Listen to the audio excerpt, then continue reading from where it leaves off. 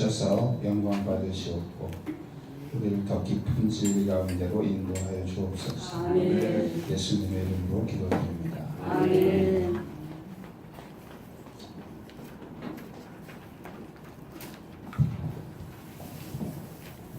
오늘은 그리스도의 보혈에 대한 얘기를 좀 하려고 합니다.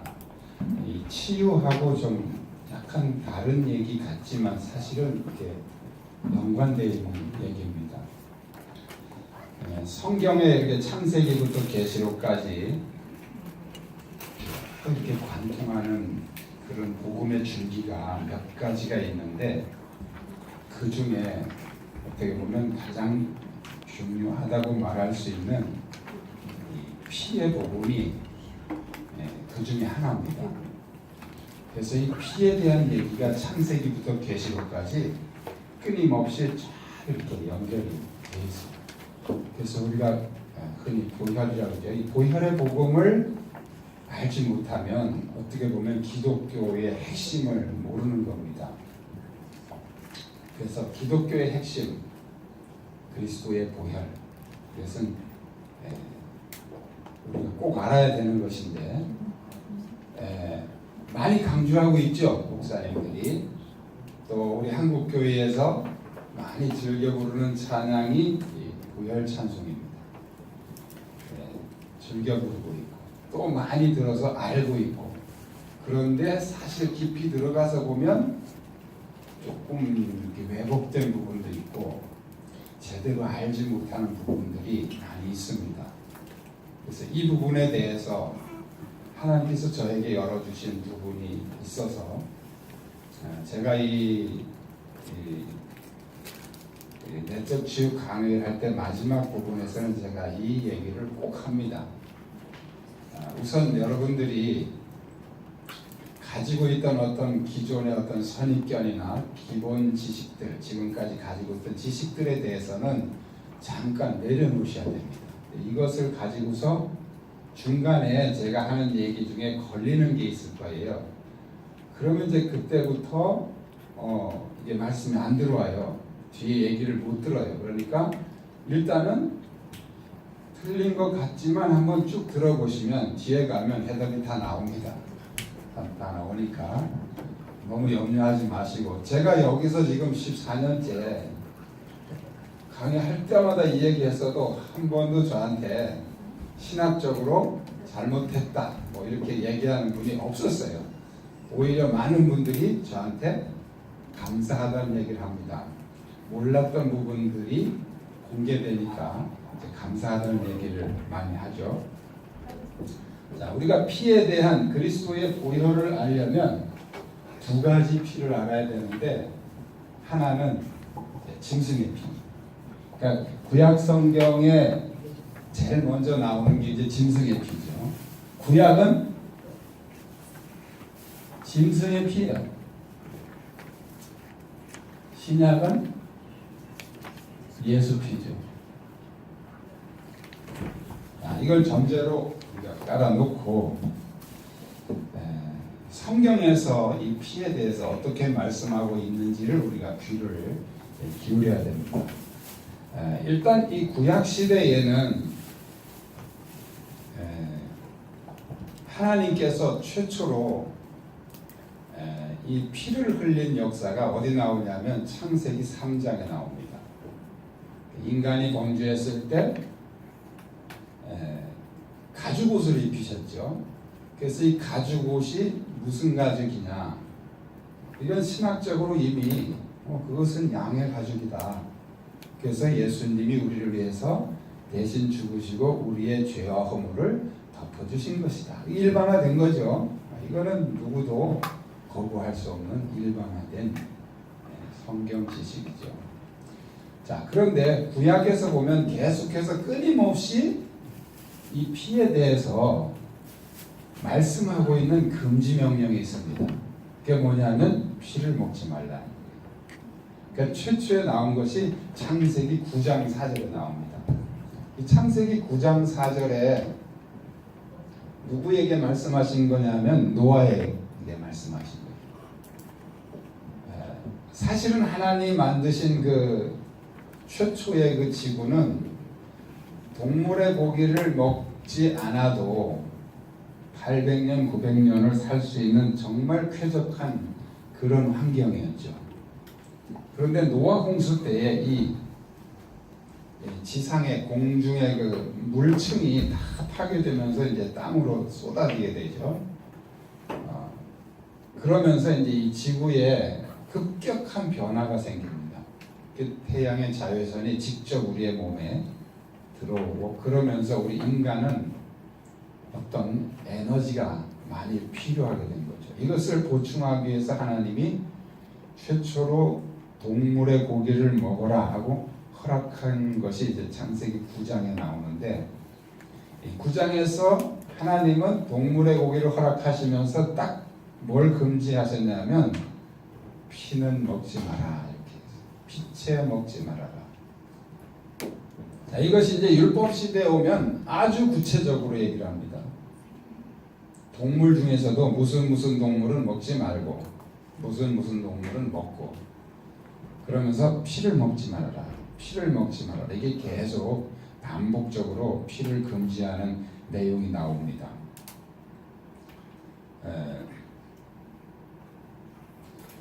신약 시대로 넘어오면 이 동물의 피에 대한 얘기가 싹 끊어져 버려요. 그래서 동물의 피에 대한 얘기가 거의 안 나옵니다. 신약에. 자, 그러면서 누구 피가 나오냐면 예수님의 피 얘기가 나와요. 그래서 이것 때문에 이제 많은 오해들을 가지고 있습니다. 우리는 신약 시대에 살기 때문에 뭐 그런 거 다 먹어도 괜찮다 이런 오해들을 갖게 되는 거죠. 그래서 제가 이제 이런 얘기를 동물의 피가 들어간 음식을 먹지 말라 하니까 여러 가지 반론들이 저한테 들어와요. 성경에 이렇게 여기를 보면 먹어도 된다 그러지 않았냐 이런. 제가 그런 얘기들을 들을 때마다 체크를 해서 다 제가 성경을 가지고 봤어요. 과연 성경이 그거를 먹어도 된다고 말씀한 것인가? 들어가서 보면 전부 다 오해예요. 우리나라에서는 지금 동물의 피가 들어간 음식이 뭐가 있습니까? 순대, 선짓국, 보신탕 이런 것들이 대표적으로 동물의 피가 들어가는 음식. 그러니까 이제 사람들이 성경에 여기 보면 이렇게 먹어도 된다고 그랬지 않나 이런 얘기들을 막 하는 거죠. 그러니까 지금까지 이 부분에 대해서 누구도 분명하게 얘기를 안 해준 거예요. 이제 뭐 이 정도죠. 그런 걸 먹으면 영적으로 안 좋다더라. 뭐 이런 정도죠. 그러나 우리가 영적으로 좋다 안 좋다 이것도 성경으로 근거를 제시해서 이게 말씀이 이렇게 하고 있다라고 말해야 어떤 설득력이 있는 것이지 그냥 뭐 영적으로 안 좋다더라 그러면 그거 둔감한 사람은 뭐 나는 먹어도 상관없는데 그러고 먹는단 말이에요. 그래서 오늘 제가 이 부분들을 말씀으로 정리를 해드리려고 합니다. 이것은 제가 뭐 옛날부터 문제의식을 가지고 판 게 아니고 어느 날 성령님께서 저한테 이 그리스도의 보혈에 대한 말씀을 묵상하는데 짐승의 피에 대한 부분까지 성경으로 이렇게 쭉 이렇게 열어서 깨닫게 해주신 부분이 있어서 제가 이 얘기를 하기 시작했습니다. 그러다 보니까 이제 공격도 받고 때로는 또 비난도 받고 지금도 저하고 이렇게 개인적으로 이 얘기를 듣지 않은 사람들은 뒤에서 비난합니다. 저를 이제 조금 이상한 사람이다 이렇게 비난하고 그러는데 저하고 만나서 이렇게 심도 있게 30분 이상 제 설명을 들은 사람들은 거부할 수가 없어요. 성경이니까. 제 동기 한 사람이 이제 저하고 같은 지방에서 이렇게 저에 대한 돌아다니는 얘기를 듣고서 오해를 하고 있었죠. 어느 날 세미나를 갔는데 같이 같은 방을 쓰게 됐어요. 그날 저녁에 이제 제가 작정하고 이 얘기를 꺼냈죠. 나에 대해서 지금 이런 얘기들이 떠돌아다니는데 내가 그렇게 말할 때는 이유가 있는 것이다. 네? 당신이 알다시피 옛날에 내가 얼마나 보신탕 좋아하고 우리 아이들이 제일 좋아하는 게 순대였어요. 순대. 툭 하면 가서 순대 사다가 파티하고 그랬던 사람이에요. 제가. 근데 이것을 내가 안 먹게 될 때는 저는 그렇게 애매한 얘기 듣고서 아 그렇구나 하고 따라가는 스타일이 아니에요. 저는 성경에서 분명하게 저한테 말씀하지 않으면 저는 그냥 다 무시해버려요. 성경에도 없는 걸 가지고. 그런데 저는 이 성경이 너무 분명하게 말씀하고 있는 것을 제가 알기 때문에 이 부분에 대해서는 제가 지금 오래전부터 여기 총신대 강의하기 전부터 제가 그래서 이제 제가 책까지 썼죠. 제가 그 전인치유 책 쓰기 훨씬 이전에 그리스도의 보혈이라는 책을 제가 처음으로 쓴 겁니다. 이 책도 제가 이렇게 검증을 했어요. 우리 그 서울신대 구약신학 교수님이 이제 저희 학교 다닐 때 이렇게 은사였는데 그분에게 찾아가서 검토를 해주십시오. 신학적으로 문제가 있거나 신앙적으로 문제가 있으면 지적해 주시면 저는 선생님의 제자니까 즉시 고치겠습니다.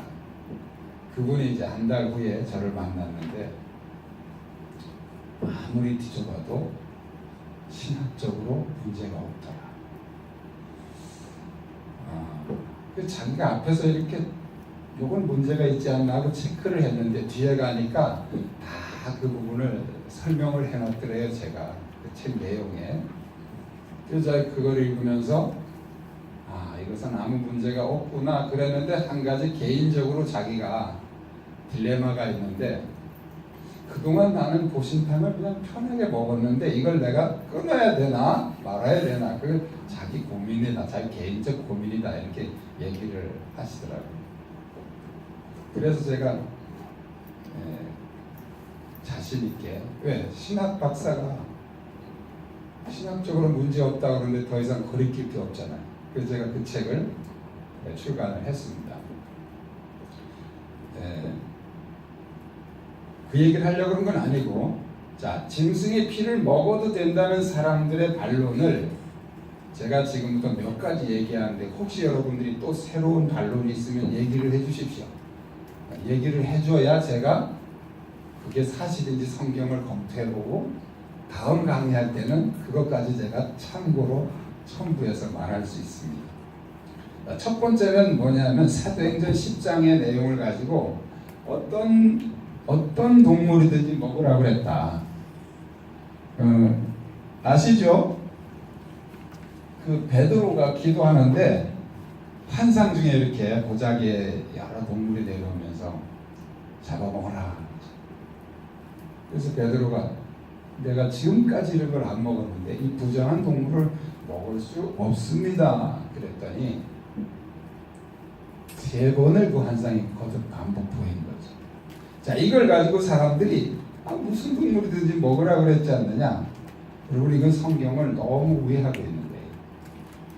자 사도행전 10장의 그 내용은 동물 잡아먹으라는 얘기가 아니죠. 베드로가 거기다 해석까지 했잖아요. 뒤에 자기는 이방인에게 이 유대주의 사상으로는 이방인이 구원받을 수 있다는 생각을 상상도 못하는 거예요. 하나님은 유대인인 이스라엘의 하나님이거든요. 이게 이제 유대주의 사상이죠. 이 베드로도 유대주의 사상에 쩔은 사람이에요. 성령을 받았는데도 이방인에게 복음을 못 전하는 거예요. 왜? 이방인이니까 구원받을 수 없으니까. 그런데 하나님께서 이제 지금 누구 집으로 보내려고 그러시는 겁니까? 고넬료라고 하는 이방인에게 지금 가서 전도하게 하시려고 고넬료의 종들을 보내면서 이 베드로를 지금 하나님이 설득하시는 장면이 그 환상이에요. 그래서 베드로가 이게 무슨 환상인가 하고 있는데 고넬료가 보낸 사람들이 와서 그때 딱 깨달은 게 뭐냐면 이방인에게도 복음을 전하라는 말씀이구나 이렇게 깨달은 거예요. 그러니까 사도행전 10장의 이 얘기는 짐승 잡아먹으라는 얘기가 아니고 이방인에게 복음 전하라는 얘기예요. 자, 여러분, 짐승을 잡아먹으라는 얘기로 해석을 하더라도 그 보자기 안에는 살아있는 동물들이에요. 잡아먹으라는 말 속에는 유대인들은 자동으로 피를 빼서 잡게 돼 있습니다. 자, 그거 가지고서 짐승의 피를 먹어도 된다고 근거가 없어요. 물론 이제 아무 동물이나 먹어도 된다라는 말은 될 수 있어요. 그러나 제가 얘기하는 건 지금 동물의 종류를 얘기하는 게 아니에요. 짐승의 피를 얘기하는 거죠. 자, 두 번째 반론은 뭐냐면 요즘 개는 목매 죽이지 않는다는 거예요. 목매 죽이지 않죠. 그런데 개는 공통적으로 피를 안 빼고 죽입니다. 이것은 뭐 정설인지 속설인지 모르지만 피를 안 빼고 죽이면 개고기가 더 맛있다는 거예요. 그래서 피를 빼면 맛이 없다는 거예요. 그 옛날에는 목을 매달아 놓고 몽둥이로 막 두들겨 팬 거예요. 이게 뭐냐면 살 속에 전부 피가 이렇게 확산되도록 하는 작업이죠. 그래야 개는 맛있다는 거예요. 그래서 고신탕이 피를 안 뺍니다. 어떤 방법으로 죽이든지. 자, 세 번째는 이제 하나님이 지으신 모든 것이 선하고 아름다운 것이다. 이것이 디모데전서 4장 3절의 말씀을 근거로 하고 있습니다. 자, 그래서 말씀과 기도로 거룩하여지느니라. 자, 이 얘기는 누구 얘기한 것이냐면 바울이 디모데에게 한 거예요. 자, 디모데는 헬라의 아버지와 유대의 어머니 사이에서 태어난 유대인도 아니고 헬라인도 아닌 2세죠, 2세. 자, 그런데 이 헬레니즘의 영향을 강하게 받아가지고 이 디모데는 금욕주의 사상이 강합니다. 그러니까 몸도 약한데 수시로 금식하면서 굶으니까 바울이 지금 디모데에게 너 건강을 위해서 좀 정상적인 식사를 해라. 그러면서 지금 그 음식을 권면하는 내용이에요. 자, 이거 가지고서 아무거나 다 먹어도 좋다. 어떤 사람은 이 말씀 가지고 심지어 뭐라고 말하냐면 뭐든지 다 예수의 피를 뿌리면 거룩해진다. 그래서 짐승의 피 들어간 것도 그렇고 제사 음식도 예수의 피를 뿌려 먹으면 된다. 막 이렇게 가르치는 사람이 있어요. 들어보셨을 거예요. 제사 음식도 예수의 피를 뿌리면 된다. 이게 얼마나 성경을 오해하고 있는지 아세요? 그럼 이제 성경이 이랬다 저랬다 하는 게 돼버려요. 어디서는 먹지 말라 그러고 어디에서는 피 뿌려 먹어도 그럼 말이 안 되잖아요. 하나님이 그렇게 일관성 없는 분이 아니잖아요. 바울이 디모데에게 한 말씀은 정상적인 식사를 거부하지 말라는 거예요. 정상적인 식생활을 하라는 거지 그게 무슨 아무거나 다 먹어도 괜찮다고 이렇게 해석을 하면 성경을 많이 오해하고 있는 거죠. 그 다음에 네 번째가 뭐냐면 믿음으로 먹으면 된다는 거예요. 이것은 로마서 14장 23절을 근거로 하고 있죠. 거기 음식 얘기를 하다가 바울이 믿음으로 하지 않는 모든 것이 죄니라 이렇게 말씀을 하죠. 믿음으로 하지 않는 것이 죄다. 그래서 우리가 믿음으로 먹으면 된다. 우리는 지금 믿음에 대해서 굉장한 오해를 하고 있는 거예요.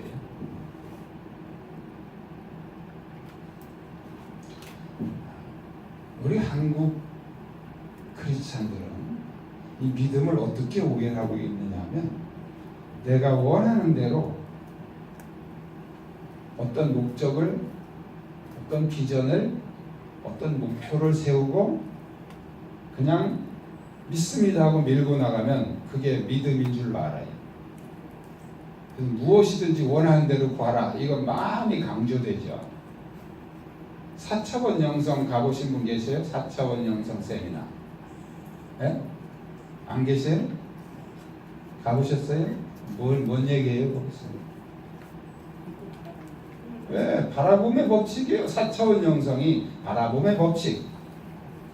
내가 어떤 목표를 정해놓고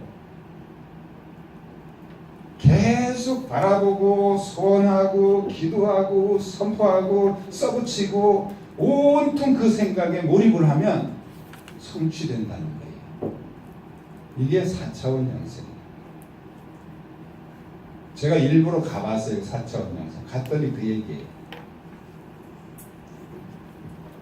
많은 사람들이 여기서 은혜도 받고 또 가서 합니다. 그 짓거리를 해요.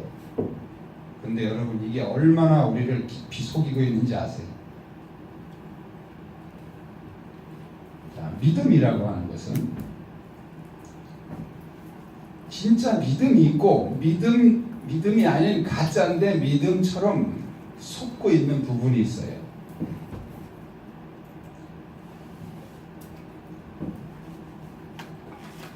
자, 하나님과 일반적으로 말하면 신이죠. 신과 인간 사이에서 인간이 신을 찾아가는 그 믿음이 있어요. 이것은 우리가 일반 종교입니다. 인간이 신을 찾아가요. 이 출발은 인간의 기준이에요. 인간의 기준. 그래서 인간이 생각한 어떤 신이라는 대상을 자기들의 어떤 생각으로 만드는 거죠. 그래서 그 신에게 내가 이렇게 하면 복을 줄 거다는 어떤 그런 기준을 만드는 거예요. 그게 전부 다 인간이 만드는 거예요. 이걸 우리가 믿음으로 오해하고 있는데 이건 믿음이 아닙니다. 이것은 신념이에요. 사상이죠. 사상, 신념. 그래서 일반 종교를 말할 때 영어에서는 뒤에다가 뭘 붙이냐면 이즘을 붙입니다. 이즘. 이게 뭐예요? 사상, 신념. 근데 기독교는 이즘을 안 붙여요. 왜 그러냐면 기독교는 신이 인간을 찾아오신 거예요. 하나님이 인간을 찾아오셨어요. 자, 이것은 기준이 누구냐면 하나님이에요. 기준이 달라요. 그래서 우리의 믿음이라는 것은 내가 목표를 정하고 믿습니다 하는 게 아니고 하나님이 세우신 목표를 내가 따라가는 게 믿음이에요. 그래서 하나님이 하라면 하는 게 믿음이고 하지 말라면 안 하는 게 믿음이에요.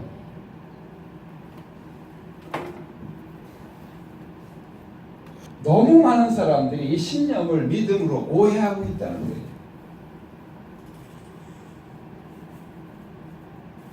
그러면 4차원 영성에서 네가 세운 목표를 계속 바라보고 선포하고 기도하고 이게 뭐예요? 이게 신념이에요. 신념은 계속 우리가 그것을 바라보고 원하면 우리 안에 확신을 줍니다.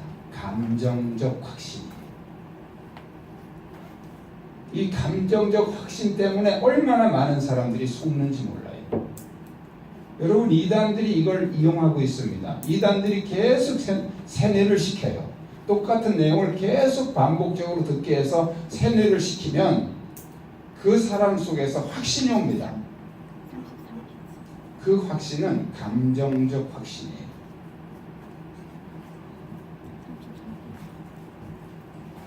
믿음이라는 것이 우리 안에 어떤 확신이 기준이 되면 안 된다는 거예요.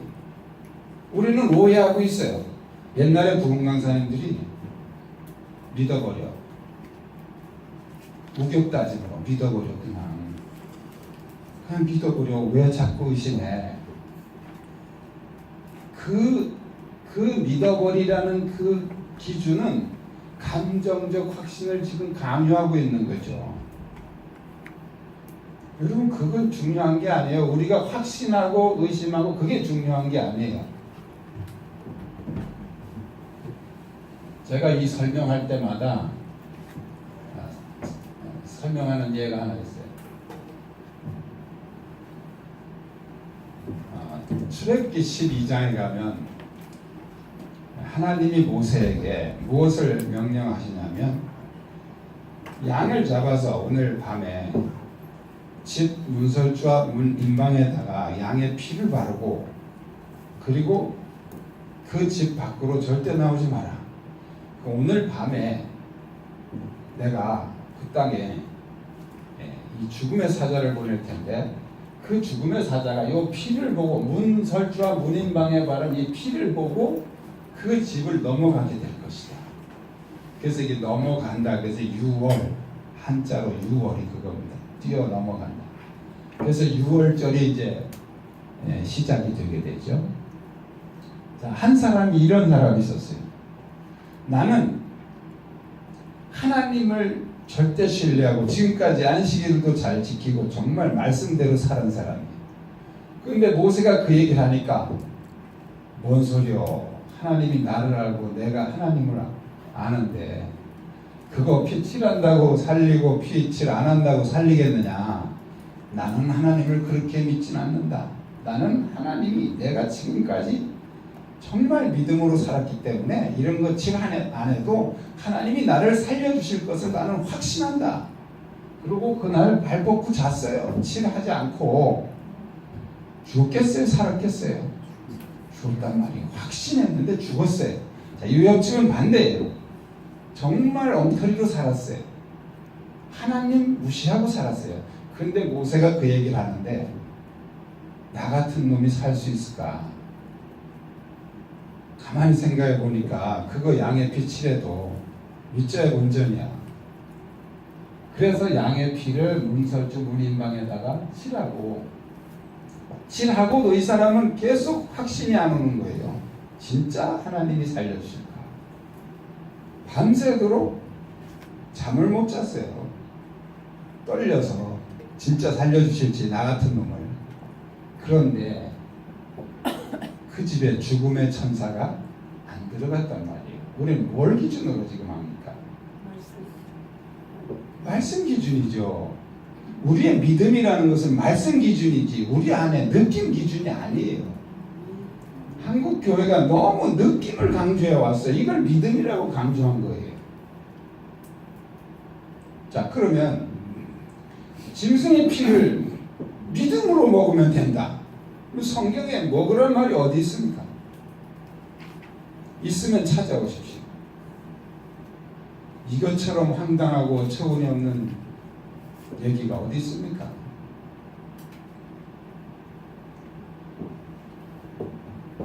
신앙은 잘못된 믿음이에요. 이 잘못된 믿음은 담대하게 죄를 지게 한단 말이에요. 담대하게 하나님 말씀을 어기게 한단 말이에요. 우리가 하나님 말씀이 기준으로 가면 조금 불안해도 그게 믿음이에요. 그게 믿음의 기준이에요. 성경은 끊임없이 우리에게 짐승의 피를 먹지 말라고 구약 성경에 수도 없이 말씀하고 신약 성경에서 사도행전에 나옵니다. 먹지 말라는 얘기가. 창세기 3장으로 가면 하와가 선악과 따먹은 얘기가 나오죠. 하와가 처음부터 선악과를 뚝 따먹은 게 아니고 하나님의 말씀을 듣고 선악과는 쳐다도 안 봤는데 어느 날 뱀이 오더니 살살 하와를 이렇게 얘기를 걸어서 그 선악과를 하나님이 못 따먹게 한 거는 자기하고 똑같아질까 봐 그런 거야. 절대 안 죽어 이렇게 얘기를 합니다.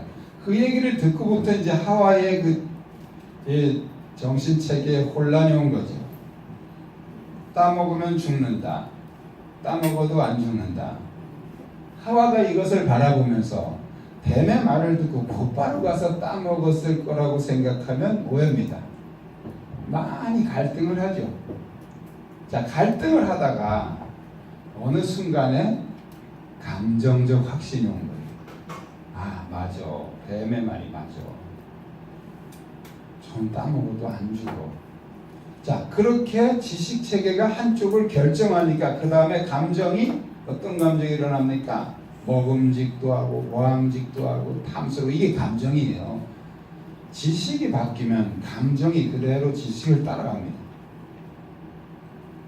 그러니까 감정이 바뀌니까 이제 어떻게 이에 가서 따먹고 이게 의지적인 행동으로 옮겨지게 되는 것이죠.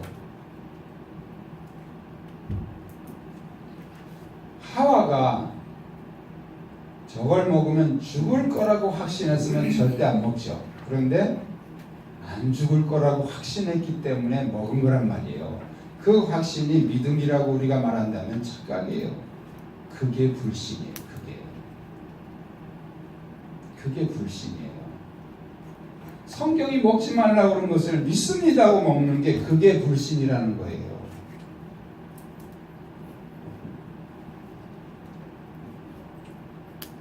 로마서 10장 17절에 믿음은 들음에서 나며 들음은 그리스도의 말씀으로 말미암느니라 그랬죠. 그러니까 우리가 무엇을 듣느냐에 따라서 듣는 대로 믿음이 생깁니다. 신뢰감이 생기는 거죠. 그래서 로마서 10장에서 그 믿음은 그리스도의 말씀으로부터 오는 게 믿음이라는 거예요. 말씀을 들어서 오는 게 믿음이라는 거예요. 우리가 꼭 뭐 말씀 아니라도 TV에서 뭐 의사가 나와가지고 이게 뭐 당뇨 좋다, 뭐에 좋다 하면 난리 나잖아요. 들으니까 신뢰가 오는 거죠. 아, 맞아, 저 의사가 한 말이니까 맞을 거야. 그냥 아예 믿어버리는 거죠. 듣는 대로 믿음이 생깁니다. 여러분, 하와가 뱀의 말을 안 들었으면 그런 헛된 믿음이 왔겠어요? 헛된 말을 들으니까 헛된 믿음이 오는 거죠. 지금 우리는 아주 그 정보 홍수 시대에 살고 있어요. 홍수. 얼마 전에 뉴스에서 여러분들 보셨죠? 청주에 홍수로 인해서 엄청난 피해가 일어났죠. 별게 다 떠내려와요. 별게 다. 빵꽁지, 스티로폴, 뭐 빈병, 뭐 별 온갖 쓰레기가 다 떠내려오는 게 홍수예요. 홍수. 지금 우리는 정보의 홍수 시대에 살고 있어요. 별별 잡쓰레기까지 다 인터넷만 치면 다 나옵니다. 다. 그 사람들이 인터넷을 너무 신뢰해요. 인터넷을 하나님처럼 신뢰해요. 뭐 검색해보면 그냥 그대로 믿어버린단 말이죠. 이게 위험한 거예요. 얼마나 왜곡된 정보들이 이 인터넷이라는 이런 체계를 통해서 우리 의식 속에 홍수처럼 밀려 들어오는지 여러분이 인식을 하셔야 됩니다. 이런 것들이 우리 안에 잘못된 믿음을 자꾸 심어주는 거예요.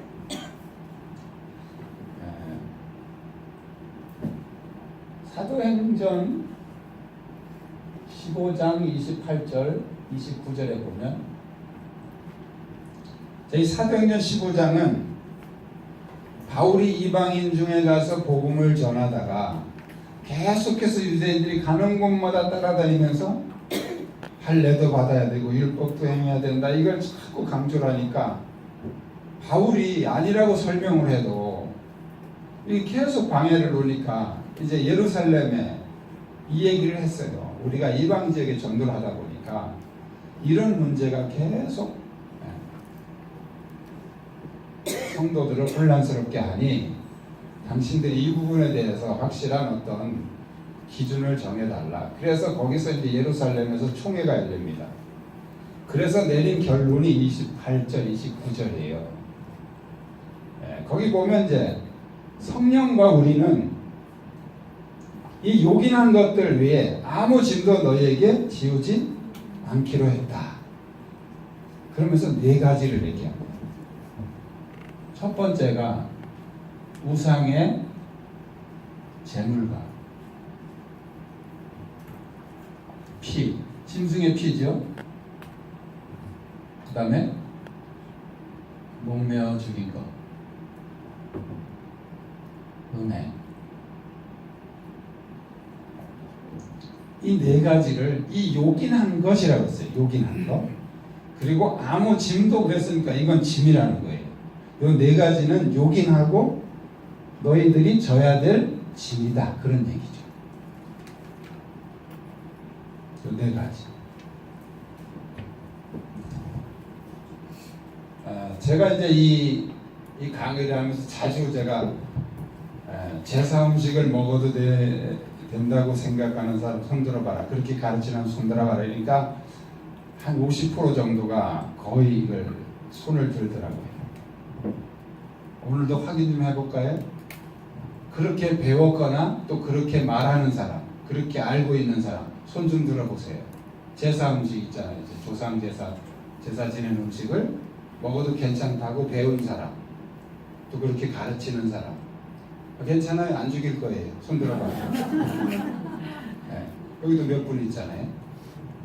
자, 한국 교회가 이 부분에 대해서 너무도 확신 있게 먹어도 괜찮다고 가르쳐 왔어요. 과연 그것이 성경적이냐는 거예요.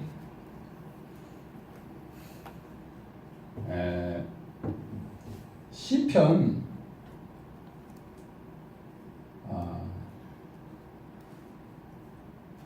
68편인가요? 갑자기 성경 구절이 생각이 나요. 시편 106편 28절이네. 시편 106편 28절 29절. 자, 여기 보면 뭐라고 말씀하고 있느냐면, 저희가 옛날엔 바알볼과 근데 요새는 볼의 바알과 뭐 그게 그건데 성경을 맡기라는 게 연합하여 죽은 자에게 제사한 음식을 먹어서 그랬어요. 죽은 자 제사가 뭐예요? 조상 제사잖아요. 조상 제사. 그러니까 이 바알 종교가 조상 제사를 잘 드려야, 조상에게 제사를 드리고 잘 섬겨야 복을 받는다. 이걸 자기들의 교리화를 시킨 거예요. 자, 우리나라에서는 불교와 유교가 이 조상 제사를 교리화 시켰습니다. 똑같잖아요. 똑같아요. 그러니까 귀신들이 그냥 나 섬겨라 그러면 안 섬겨요. 그러니까 가장 사람들을 얽어매기 쉬운 게 조상이에요. 조상. 그래서 너희 조상을 잘 섬겨야 된다. 이것을 심지어는 기독교인들도 조상 제사는 효도하는 건데 우리 한국 교회가 너무 민감하다. 이런 멍청한 소리를 한 사람들이 있어요. 효도가 무슨 조상 제사하는 게 효도예요? 그 제사상 차려놓으면 먹습니까? 그 조상이? 못 먹어요. 사람이 죽으면 모든 음식은 먹을 수 없게 돼 있습니다. 그런데 죽었다가 다시 먹을 수 있는 기회가 옵니다. 언제냐? 부활하면 먹을 수 있어요. 예수님 부활하시고 음식을 드셨잖아요. 자, 중요한 것은 죽은 자에게 제사를 해서 재앙을 받은 게 아니에요. 제사한 음식을 먹어서 재앙이 들어왔다는 거예요. 음식을 먹어서 재앙이 들어왔다는 건가요? 이게 민수기 25장의 사건이에요. 이게 민수기 25장의 사건. 집에 가서 읽어봐요. 민수기 25장에 어떤 사건이 있었나. 자, 그 사건을 시편 저자는 뭐라고 얘기하냐면, 죽은 자에게 제사한 그 음식을 먹어서 그 재앙이 들어왔다는 게, 연병이 들어왔다는 게, 연병, 장티푸스. 그래서 24,000명인가 얼마가 죽잖아요. 대량 살상이 일어나는 거예요. 죽음의 역사가 일어나는 거죠. 제사한 음식 먹어서 그랬다는 거예요. 자, 요한계시록 2장 12절 이하로 가면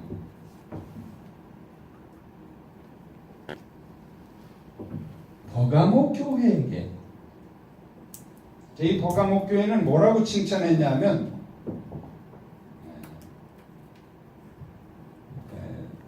너희 형제 중에 안디바라는 사람이 이렇게 순교를 당할 때도 너희가 믿음을 잘 지켰다 이렇게 칭찬합니다. 근데 내가 책망할 게 있다. 뭘 책망하느냐면 발람의 교훈을 지키는 자들이 있다. 발람의 교훈. 자, 거기 발람의 교훈 이렇게 애매하게 하고 끝난 게 아니고 발람이 이스라엘 백성들에게 이르기를 첫째는 뭐 먹으라 그랬어요? 우상의 제물을 먹게 하고 두 번째는 행음하게 하였다. 이게 발람의 교훈이에요. 근데 버가목 교회에서 이거 괜찮다고 이걸 전하는 그런 사람들이 있었다는 거예요. 그것을 강력하게 책망하고 있는 겁니다. 그 발람의 교훈대로 이 버가목 교회에서 행음해도 좋다 이렇게 가르쳤는지 그건 내가 모르겠어요. 그런데 우상의 잼을 먹어도 된다. 이 지금 한국 교회에 지금 발람의 교훈을 가르치는 교회들이 얼마나 많은지 아세요? 이게 지금 구약의 얘기입니까? 계시록의 얘기예요. 계시록의 얘기.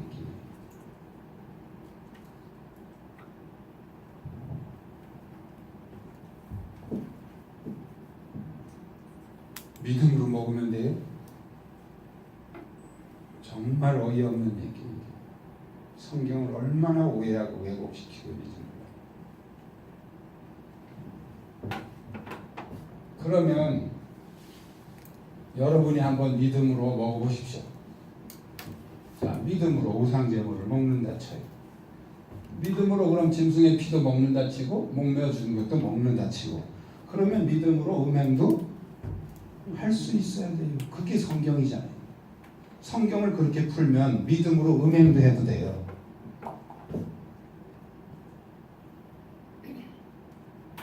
그러면 우리가 금지할 수 있는 것은 아무것도 없어요. 다 믿음으로 해버리면 되니까. 술도 믿음으로 먹으면 되는 거예요. 그러니까 마누라 되고 바람 피면서도 하나님 이렇게 이쁜 젊은 여자 만나게 해서 감사합니다 하고 믿습니다 하고 바람 피면 되는 거예요. 그런 논리로 가면 그렇단 말이죠. 그건 안 되잖아요. 안 되죠? 이거는 먹으면 안 되는 거예요. 그게 믿음이에요. 예. 믿음으로 먹어도 된다고 그렇게 가르침을 받아서 먹은 사람은 지금 신약 시대니까 회개를 하면 부모님이 시댁에서는 이렇게 제사를 지낸다든가 하면 차츰차츰 제사를 안 드려야 거부해야지 갑자기 그럴 수는 없잖아요. 그래서 믿음을 먹었을 경우는 회개를 하면 되지 않을까요? 신약 시대 몰랐을 경우에는 해결하면 되죠. 예. 예. 모르고 했으니까 회개하면 되는 것이고 문제는 그걸 괜찮다고 가르치니까 문제란 말이에요. 가르치고 또 따라가잖아요. 그렇게 배웠으니까 따라가는 거 아니에요? 괜찮다고. 그냥 기도하고 먹으면 되고 예수 피 뿌려 먹으면 되고 믿음으로 먹으면 되고. 음식이 무슨 죄가 있냐고요? 그렇죠. 그래서 그냥 믿음으로 다 그렇게 말해요. 음식에 뭔 잘못이 있느냐고. 그런데 성경은 분명히 음식에 대해서 굉장히 민감합니다. 여러분 구약 성경의 음식 얘기 얼마나 많이 나온지 알아요? 특히 이스라엘 백성들의 성결 문제 얘기할 때는 항상 음식 얘기가 나와요. 왜 그러냐면 그 음식이 우리를 더럽힌다는 거예요. 그건 좀 뒤로 가면 이제 그렇구나 그 해답이 나와요. 뒤로 가면. 지금 미리부터 여러분들이 의심하지 말고 그냥 흘러가는 대로 따라만 오십시오. 뒤에 가면 해답 다 나옵니다. 자, 우리가 믿음으로 먹는다고 한다면 논리적으로 안 맞는다는 얘기를 제가 하고 있는 거예요. 맞죠? 이해 있습니까? 아니 이걸 다 믿음으로 먹으면 이것도 믿음으로 해야 되는 것이고 아니 이거야 먹을 수 있지만 이걸 어떻게 믿음으로 하냐 이러면 논리가 안 맞는 거다 이 말이에요. 다 하든지 다 먹든지 둘 중에 하나예요. 어느 게 맞겠어요? 설마 하나님이 믿음으로 음행하라고는 안 하시겠죠. 그러니까 우리가 아까 얘기한 대로 그 믿음의 기준이 우리 기준이지 하나님 기준이 아니라는 얘기예요. 우리가 믿음을 오해하고 있다는 거예요. 얼마나 많은 부분에서 우리는 이 믿음을 오해하고 있는지 몰라. 그래서 신념이냐 믿음이냐 저는 이 얘기를 많이 합니다. 어떤 집사님이 제가 이 얘기를 하니까 이제 자기도 감동을 받았죠. 한 번에는 그래요. 목사님, 우리 큰애가 큰 자부가 임신을 했는데요. 손자를 임신했어요. 그래. 큰애가 병원에서 알려줬나 보죠. 그랬더니 아니에요. 그럼 어떻게 하셨어요? 그냥 기도하는데 그냥 확신이 왔어요. 그래서 내가 그거 신념이요 믿음이요 내 이랬어요. 그랬더니 아이고 믿음입니다. 자기가 확실하게 믿음이라고 확신을 했대요. 그런데 제가 거기다 대고 그거 신념이다 이러면 초치는 거잖아요. 그래서 내믿었어요. 자기가 믿음이라는데 그렇게 했지. 며칠 있다가 어디 갈릴리에서 같이 만났는데 얼굴이 이상하게 기쁨이 없어요. 왜 그런가 또 부부싸움을 했나 그랬더니 좀 있다가 그 부인 권사님이 차에 딱 타면서 목사님 축하해 주세요 그래. 뭔데요? 그랬더니 우리 큰 자부가요 손녀를 임신했대요. 그 권사님은 이제 손녀를 임신했다고 축하해 달라고 그랬는데 그 남편 집사님은 나하고 한 얘기를 모르잖아 권사님. 그렇지 그때 이제 의문이 풀려서 그래서 그분이 바로 며칠 전에 저보고 확실한 믿음이라고 신념이 아니라고 강조를 했는데 손녀라 그러니까 이 양반이 이제 상처를 입은 거예요. 낙심을 한 거예요. 그래서 그렇게 인상이 찌그러졌더라고요. 여러분 그게 손자인지 손녀인지 50% 확률에 많은 사람들이 기도해서 아들 낳았다는 거예요. 자기가 딸만 몇 낳았는데 간절히 기도했더니 아들을 주셨다는 거예요. 그럼 그 딸 몇 날 동안에는 간절히 안 했다는 거예요. 어떤 분은요 아들이라는 얘기를 듣고도 나올 때는 딸이라는 얘기를 듣고서도 나올 때까지 아들로 바꿔달라고 기도를 했대요. 여러분 이게 4차원 영성이 말하는 거예요. 자기 목표하는 대로 놓고 그냥 믿습니다 하고 밀어붙이면 된다는 거죠. 이게 얼마나 황당한 얘기입니까 이게. 저 그 과정 다 거친 사람이에요. 딸 둘 낳으면서요.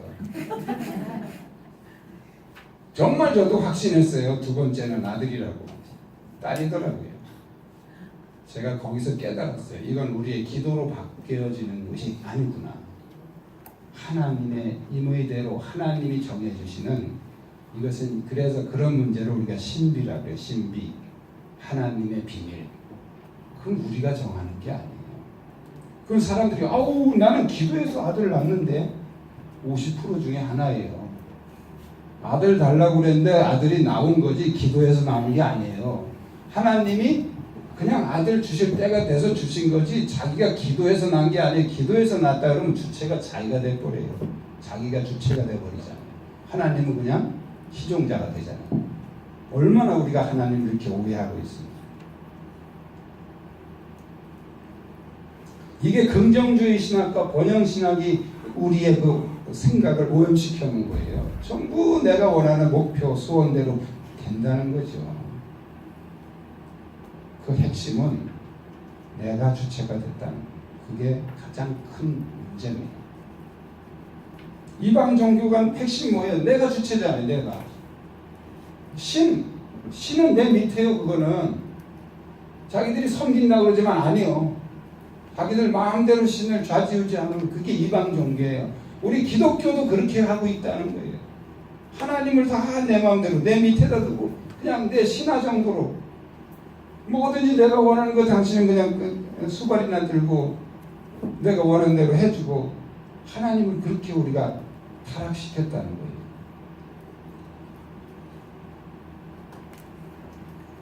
그러니까 별 해괴한 소리가 다 나오는 거예요.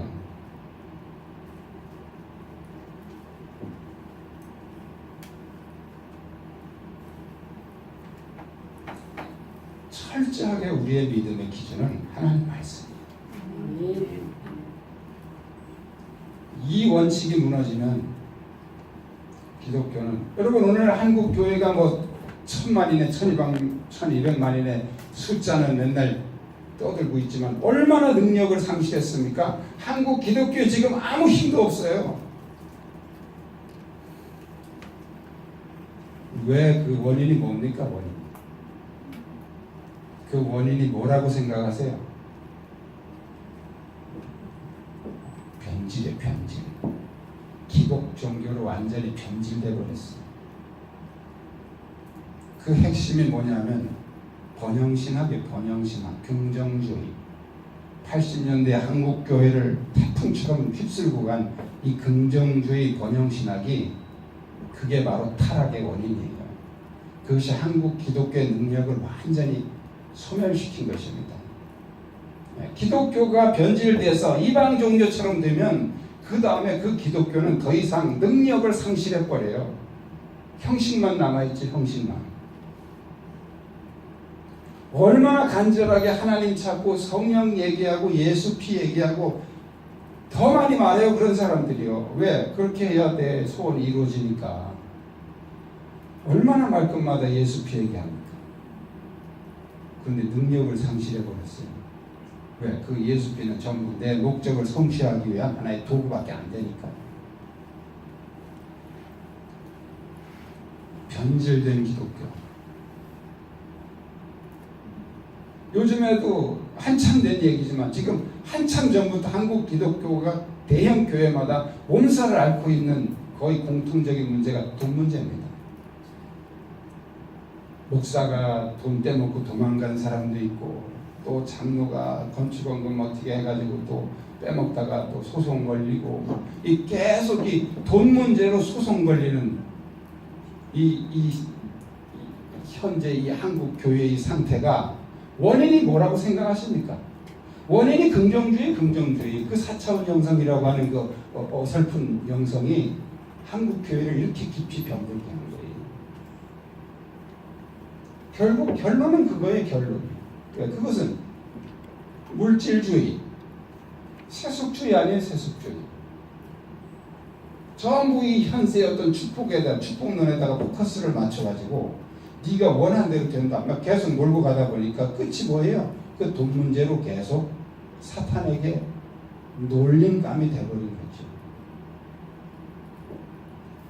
이제 기독교 다시 개혁해야 된다고 소리를 지릅니다. 그게 소리 질러서 개혁이 됩니까? 신학이 잘못됐는데 그게 소리 지른다고 개혁이 돼요?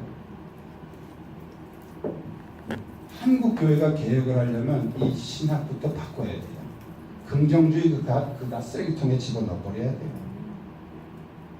요새 뭐 영성사역 한다고 영성하고 뭐 능력사역, 기름부음사역, 그 핵심을 다 들어가 보세요. 전부 다 사람이 중심이 돼 있어요. 인간 중심이 돼 버렸다. 뭐든지 다 기적으로 되고, 기도만 하면 다 되고, 기도가 마스터키예요? 기도하면 다 됩니까? 이게 바로 기복신앙이에요. 기복신앙이 뭐예요? 그냥 기도하면 된다는 거죠. 기도를 많이 하는 게 중요한 게 아니에요. 바르게 하는 게 중요한 거지. 우리의 잘못된 사상을 가지고 아무리 빌어봐야 그거는 구멍나무 앞에서 비는 거하고 뭐가 달라요? 예수 이름, 하나님의 이름만 갖다 붙인 것이지. 지금 핵심은 내가 중심이 돼버렸는데, 내가 주인이 됐는데 뭐가 달라요? 믿음이 그렇게 왜곡되어 있단 말이에요. 믿음이. 그러니까 이렇게 분명하게 성경이 먹지 말라고 한 것을 믿음으로 먹는다는데 어떻게 할까요? 믿음으로 먹는다는데. 얼마나 우리가 이 믿음이 왜곡되어 있느냐.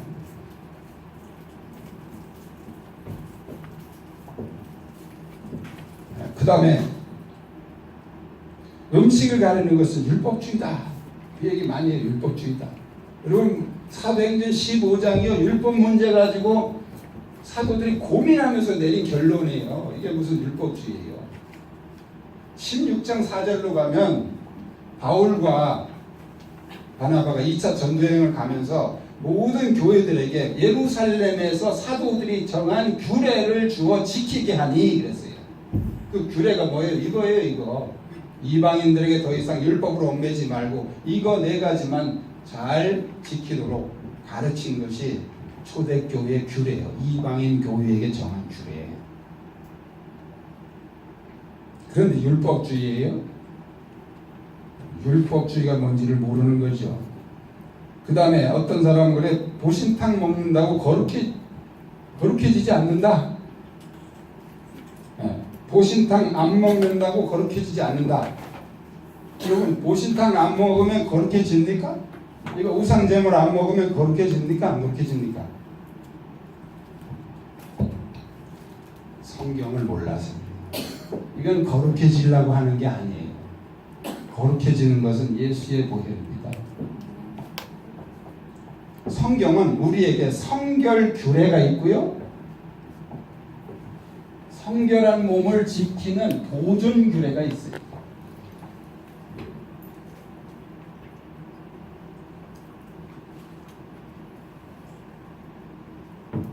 자, 성결 규례는 구약 시대에는 양의 피예요. 양의 피.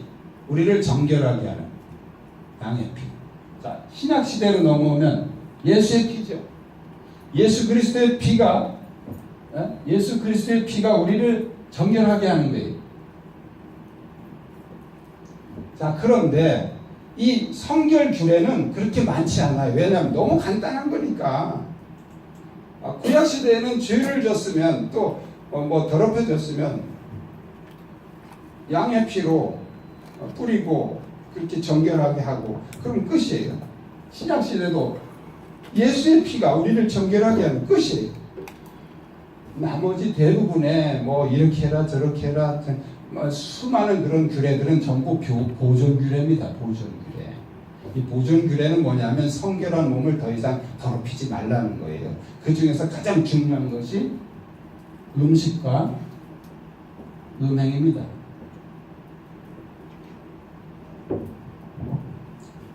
왜 그 많은 죄들 가운데서 살인도 폭력도 여러 가지가 있는데 왜 성경은 음행을 딱 한 가지로 정하고 있느냐?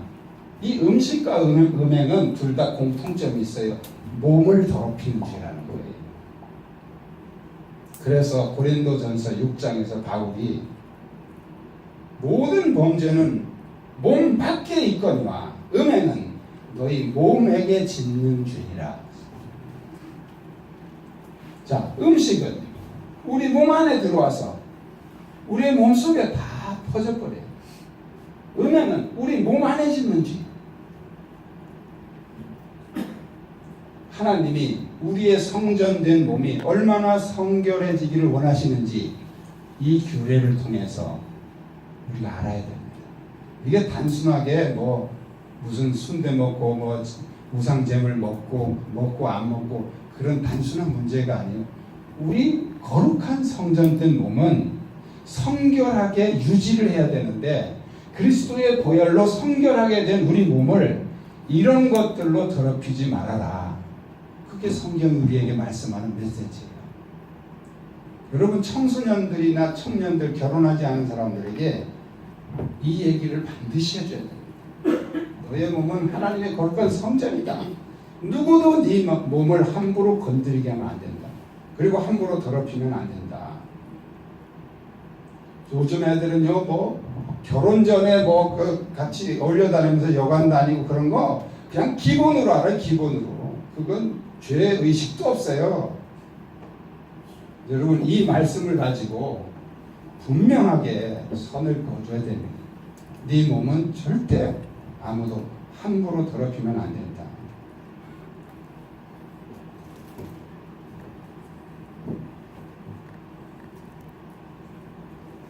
우리가 성결하게 해야 되는 것도 중요하지만 성결하게 된 몸을 잘 유지시켜주고 보존시키는 것도 중요한 거예요. 이런 음식을 먹지 말라고 한 거는 성결 규례가 아니에요. 보존 규례예요. 보존 규례.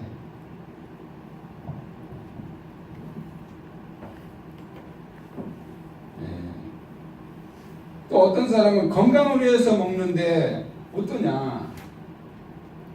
진짜 건강해집니까? 그거 먹으면? 보신탕 먹으면 진짜 건강해져요? 아니에요. 그거 다 속는 거예요. 속는 거. 이거를 심리학계에서는 플라시보 효과라고 합니다. 플라시보 효과. 좋겠지 하고서 생각하고 먹으면 좋은 것 같은 느낌도 오고 반응도 온다는 거예요.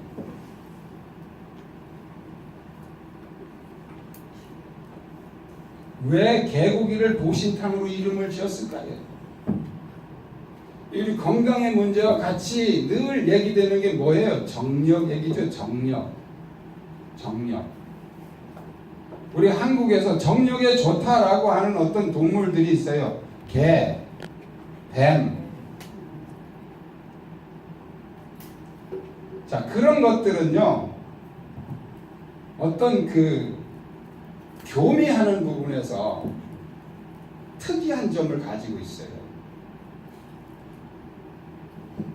개가 교미하는 거 본 사람 많지 않죠? 개는 한번 교미를 하면 오랜 시간이 걸립니다. 그래서 이 암컷과 수컷이 결합을 하면 그 다음에 떨어지질 않아요. 그 수컷의 성기가 그런 구조를 가지고 있어요. 사람들이 그걸 보면서 뭘 생각합니까?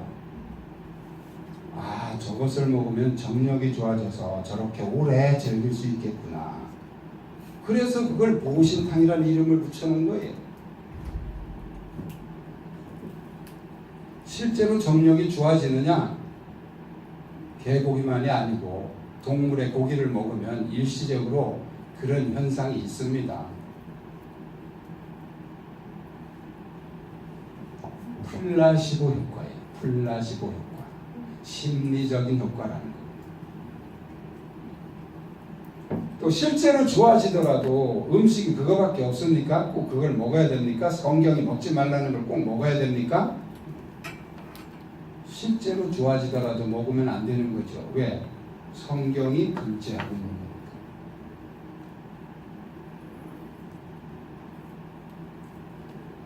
또 어떤 사람이 이렇게 질문합니다. 저 고린도 전서 10장에 보니까 시장에서 파는 것은 묻지 말고 먹으라 그랬는데요. 지금 그거 속으로 생각하고 있는 분 계시죠? 시장에서 파는 거 묻지 말고 먹으라 그랬는데. 여러분 잘 이해를 하셔야 돼요. 고린도전서 10장에서 말하는 그 시장에서 파는 거는 우상의 재물 말하는 거예요. 우상의 재물. 이 우상의 재물이 우리가 생각하는 것처럼 그렇게 제사 지낸 음식을 말하는 게 아니에요. 그 당시 고린도 사람들은 시장에 장사하러 나올 때 그 물건 잘 팔리게 해주세요 하고 우상에게 한 번씩 우리나라 그 고사 지내듯이 이렇게 하고 나오는 거예요. 그걸 말하는 거예요. 그런데 바울이 복음을 전하면서 우상의 재물 먹지 말라 그러니까 이 고린도 교인들이 다니면서 이제 물어보는 거예요. 이거 우상에게 바쳤어 안 바쳤어? 이거 바쳤어 안 바쳤어? 이것은 우상을 선전하는 효과가 된다는 거예요.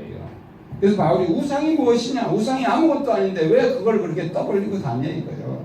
그러니까 시장에서 파는 것은 묻지 말고 먹으라 이거예요. 그러나 누가 너에게 우상의 재물이라고 말하거든 먹지 말라. 성경을 자세히 봐야지. 파는 거 다 먹으라고 그랬는데 왜 파는 걸 먹는데 왜 죄냐 이거죠. 지금 우상의 재물 얘기하는 거예요. 동물피 얘기하는 게 아니고.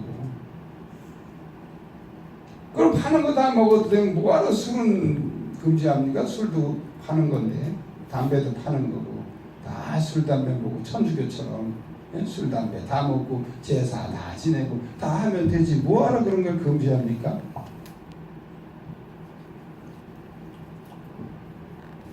성경을 정확하게 이해하지 않으면 이렇게 많은 오해들을 한단 말이에요.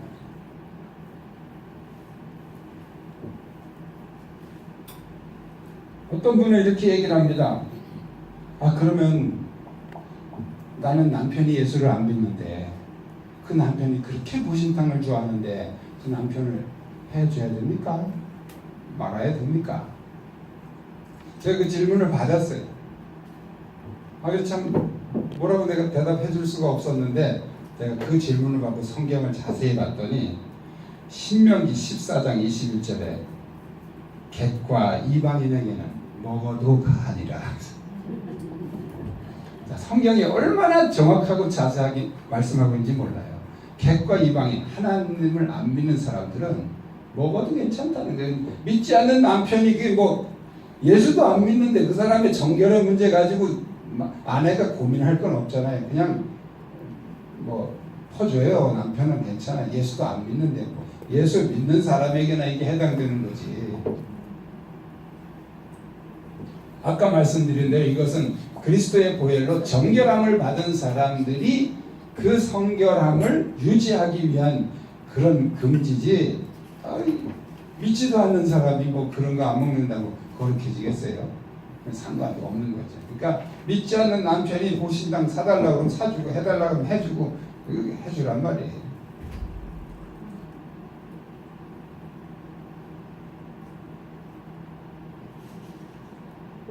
자, 성경이 우리에게 이렇게 짐승의 피를 아주 예민하게 금지하고 있는 중요한 이유가 있습니다. 그것은 바로 우리 몸이 무엇이냐에 대한 성경, 우리 몸이 그리스도의 지체, 성령의 전, 이렇게 성경이 말씀하고 있습니다. 그리스도의 지체가 되고 성령의 전이 되는 우리 몸에다가 그 부정한 것, 그것을 우리 몸속에 집어넣어서 더럽히지 말라는 거예요. 아까 말씀드린 것처럼 음행도 우리 몸을 더럽히는 거예요. 음식도 몸을 더럽히는 거예요. 이것이 아주 중요한 핵심 비밀입니다. 우리는 다 성결한 사람들. 부정한 자는 하나님의 나라 들어갈 수 없다 그랬어요. 우리는 자꾸 뭐 영적으로 뭐 우리 육체는 뭐 더러운 거지. 육체 이것은 뭐 이 고기 덩어리는 뭐 하면서 이 영과 육을 자꾸 분리해 가지고 육체를 아주 안 좋은 것처럼 이렇게 비판하는 사람들은 헬레니즘의 영향을 받아서 그런 거예요. 성경은 우리의 육체도 아주 소중하게 다루십니다. 모든 육체에게 성령을 부어주신다 그랬잖아요. 성령을 우리의 육체에다 부어주신다는 거예요. 예수님이 재림하실 때 왜 우리를 육체를 부활시키십니까? 그 더러운 육체 그냥 썩어진 대로 내버려두고 우리 고결한 영만 데려가시면 되지. 왜 우리 육체를 일으키십니까? 하나님은 우리 육체를 버리시지 않는다는 거예요.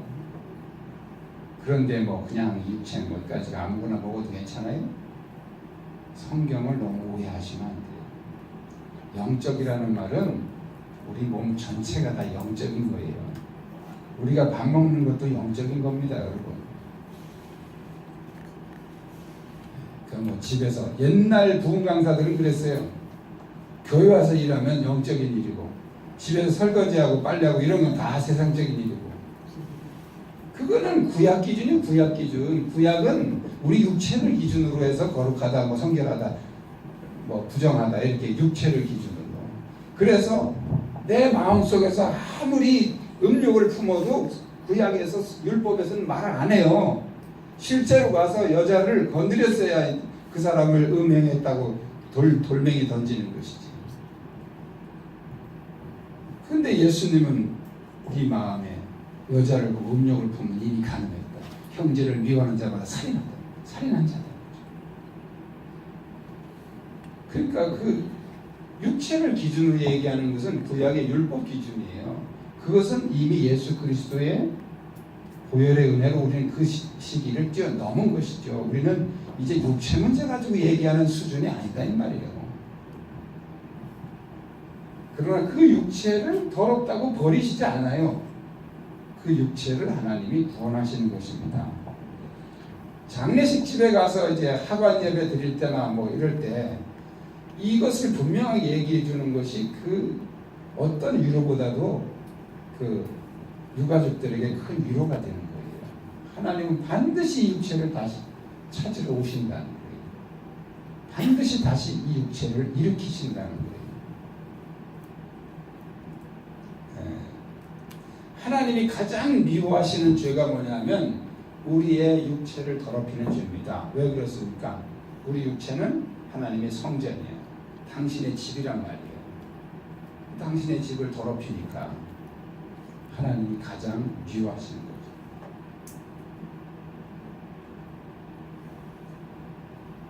자, 그러면 구약에서 이렇게 피를 계속 금지하고 신약에서까지 피를 금지한 이유는 뭐냐면 바로 그리스도의 보혈 때문입니다. 그리스도의 피, 예수의 피.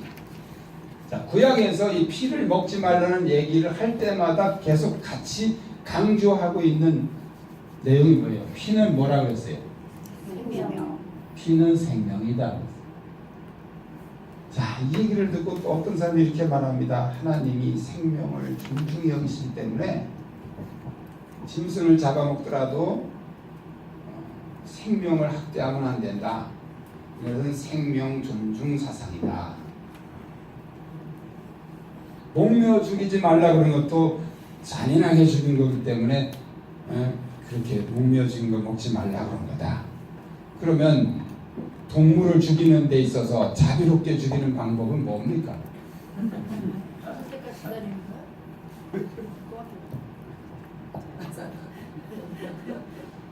잡아먹으라는 것 자체가 이미 동물의 생명은 하나님이 귀하게 여기시지 않는다는 거예요. 엉뚱한 소리 하지 말아요.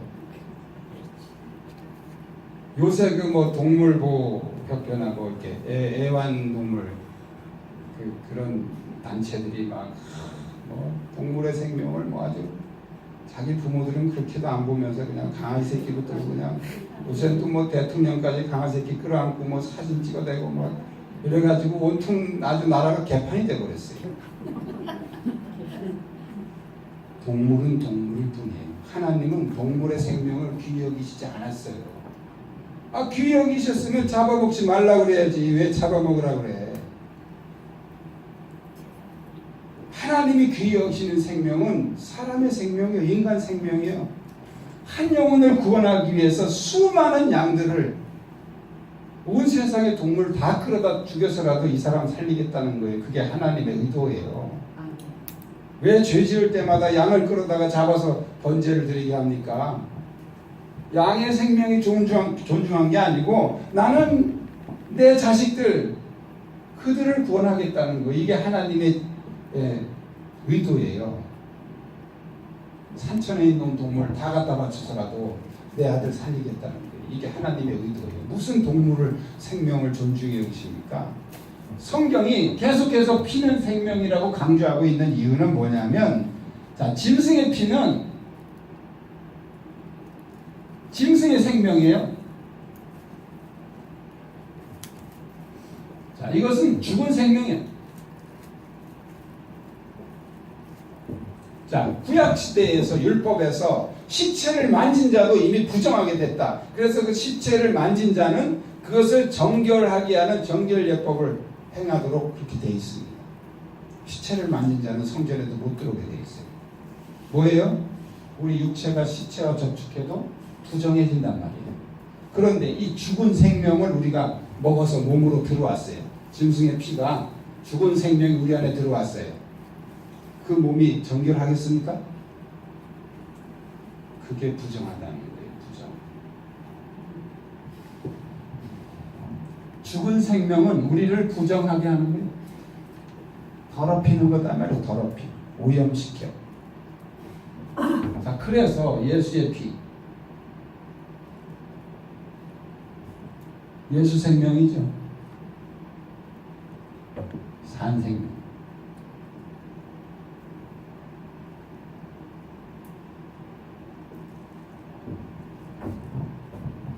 죽은 생명인 짐승의 피를 먹어서 너의 성전된 몸을 더럽히지 말고 산 생명이신 예수 그리스도의 피를 먹어서 너희 몸을 거룩하게 하라 이거예요.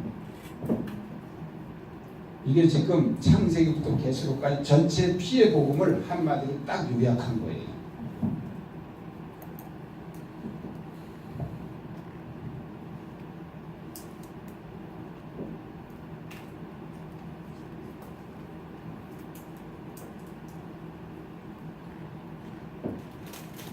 그래서 우리는 짐승의 피를 먹으면 안 됩니다. 그게 그게 믿음이에요. 그게 믿습니다 하고 먹는 게 믿음이 아니에요. 성경이 분명히 금지하고 있습니다. 자, 그런데 신약으로 넘어오니까 예수님이 내 피를 마셔라. 내 피를 마셔라.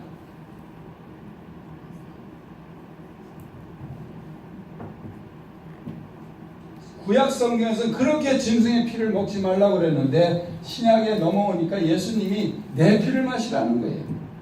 요약하면 짐승의 피 먹지 말고 내 피 마셔라 그거잖아요. 성찬식 하시죠 여러분들 교회에서. 성찬식 할 때 그 떡과 포도주를 가지고 하는데 그 떡과 포도주가 예수의 살과 피입니까? 아니면 예수의 살과 피를 기념하는 것입니까? 기념하는 거예요. 요게 바로 사탄의 속임수예요. 한국 교회가 거의 다 이 속임수에 넘어가고 있는 것입니다. 기념설이죠. 이게 어디서 나온 거냐면 고린도전서나 그 누가복음에 예수님이 이를 행하여 나를 기념하라. 용할 때만 용할 때만. 자, 그런데 이 문장을 자세히 보십시오. 기념이 주어입니까? 행하여가 주어입니까? 행하여가 주어의 행하여가. 행하여가 뭐예요? 예수님의 살과 피를 마셔서 그래서 나를 기념하라는 거지. 예수의 그 포도주와 떡이 예수의 피를 기념하는 거다 이 뜻이 아닌데 요걸 누가 이렇게 만들었냐면 신학자들이 이렇게 만들었어요. 요한복음에 가면 예수님이 내 살을 먹지 아니하고 내 피를 마시지 아니하면 너희 안에 생명이 없고 내 살을 먹고 내 피를 마시는 자가 영생하느니라 그랬더니 사람들이 아이고 어렵다 이거 뭔 소리냐 다 도망갔어요. 그 예수님이 너희도 가려느냐 그랬더니 영생의 말씀이 계시오매 우리가 누게로 가오니까 제자들이 베드로 그러잖아요. 여러분 예수님이 내 살을 먹고 내 피를 마시지 않으면 영생이 없다 그러니까 사람들이 아이고 어렵다 다 도망갔죠. 근데 이걸 신학계에서도 너무 어려워 어떻게 예수님의 살과 피를 먹냐 그러니까 이걸 기념하는 거다 이렇게 살짝 기념설로 바꾸는 거예요. 속고 있는 거예요. 그러면 예수님이 말을 바꿔야지. 이 포도주는 나를 내 피를 기념하는 것이다. 이래야지. 왜 내 피를 마셔라 그래요. 내 피를 마셔라. 예수님이 뭐라고 했어요? 내 피를 마셔라. 나의 피니 마셔라 그랬잖아요. 그랬어요? 안 그랬어요? 나의 피를 기념하는 것이니 마셔라. 이래야 정답이지. 그래야 기념설이 맞는 거죠. 내 피니 마셔라 그랬잖아요. 그러면 요한복음 2장에 물이 포도주로 바꾸죠. 예수님 물을 포도주로 바꾸잖아요. 그런데 그 포도주로 바꿀 때 포도주로 바뀔지어다. 아니면 포도주가 되게 주시옵소서 기도했습니까? 안 했어요. 물 퍼다 채워 갖다 떠다 줘 그랬잖아요. 그랬는데 포도주로 바뀌었어요. 그런데 이거 다 믿어요. 예수 믿는 사람들이. 제가 확인해 본 결과 예수를 믿는 사람 치고 이거 안 믿는 사람은 없더라고요. 자, 그런데 마지막 만찬 때 예수님이 포도주를 다시 내 피니 마시라 그랬어요. 이걸 안 믿어, 이걸. 반대로 이건 안 믿더라도 이건 믿어야 되는데 우리는 이건 믿으면서도 이건 안 믿어요. 아무 말도 안 하고 떠다 준 게 포도주로 바뀐 걸 다 믿으면서 내 피니 마셔라 그런 걸 왜 안 믿느냐 이 말이에요. 에? 오늘 한판 낮잠 떠볼까요? 왜 안 믿어 그걸? 그걸 왜 기념설이라고 주장을 하냐고. 이게 사탄의 속임수지. 여기에 한국교회가 깜빡 속아 넘어가고 있는 거예요.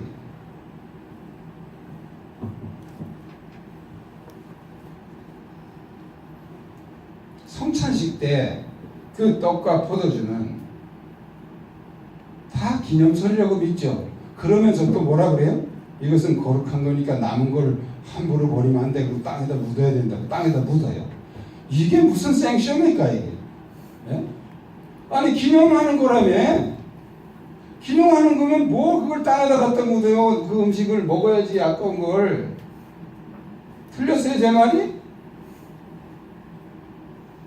기념하는 거라도 먹어야 되고 예수의 피라도 먹어야 되는 거예요. 갖다 묻으면 안 되는 거예요. 어떤 이유로도 묻어야 된다는 이 말은 성립될 수 없는 거예요. 근데 이게 언제부터인가 한국 교회에서 어떤 생각 없는 목사가 아마 시작한 것 같아요. 야 이건 묻어야 돼. 왜냐면 성찬식을 하는데 딱 맞춰서 할 수 없으니까 남았어요. 이걸 어떻게 해야 될까 하다 생각하니까 야 이건 거룩한 거니까 묻어야 돼 하고 이게 시작된 거예요. 누가 시작했는지 모르지만 그렇게 시작이 된 거예요. 그래서 지금까지 한국 교회가 이 쓸데없는 전통을 그냥 생각 없이 답습해서 대부분의 교회들이 그렇게 하고 있습니다. 묻지 마세요. 그것이 예수님의 살과 피라고 하더라도 묻으면 안 되는 것이고 그것이 기념하는 것이라도 묻으면 안 되는 거예요. 어떤 이유로도 땅에 묻는 것은 정당화될 수 없다는 거예요. 제가 그래서 이 문제를 가지고 어디 가서 이것을 성경에서 해석을 해야 될 거냐 최초의 유월절 사건을 갑니다. 출애굽기 12장에 최초 유월절 사건 나오잖아요. 거기 양은 예수님을 상징하는 거. 그거는 기독교 신학에서 정설이죠. 그럼 그 양을 어떻게 하라고 그러느냐? 그 고기를 집안에서 다 먹어라. 양이 너무 크면 옆집에 식구 많은 집에 가서 사람을 좀 데려와서 맞춰서 인원에 맞춰서 잡아라 그랬어요. 맞춰서 잡아라. 그런데 맞춰서 잡아도 사람의 먹는 양이 다 틀리니까 그래도 남을 수가 있어요. 그 남는 것은 집 밖으로 내가지 말고 집 안에서 소화해라, 태워라 그런 얘기예요. 이게 이제 최초의 유월절 원형이에요. 그러면 성찬식은 이제 신약시대의 유월절이잖아요. 예수님이 십자가 지시기 전에. 그럼 이 성찬식에 남은 건 어떻게 해야 되겠어요? 교회 밖으로 내가지 말고 그 안에서 먹어야죠. 성도들이 먹어야 되는 거예요. 제가 이 비밀을 깨닫고부터 저는 성찬식하고 끝나면 다 먹습니다. 더 드실 분 나오세요 이랬는데 시간이 너무 많이 가서 이제 성가대원들 끝나고 연습하기 전에 성가대원들이 먹으라고 넘겨줘요. 성가대원들한테. 요즘에도 저희 매월 첫 주에 성찬식 합니다. 할 때마다 남지요. 또 남아야 되는 것이고 모자라면 안 되니까. 그 남은 거 성가대원이나 아니면 그 설거지하는 집사님들, 권사님들이 그거 나눠 먹습니다. 거기서 나눠 먹고 설거지.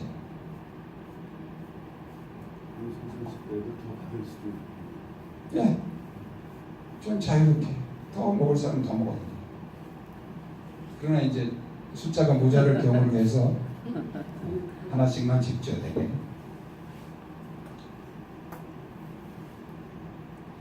또 정말 웃기는 거 있어요.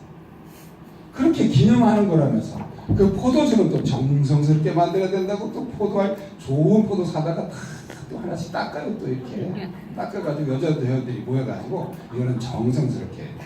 아니 뭘 그렇게 정성스럽게 예수의 피라고도 생각지도 않으면서 그냥 기념하는 거라며. 예? 그리고 이건 꼭 포도주를 해야 된다고. 포도주.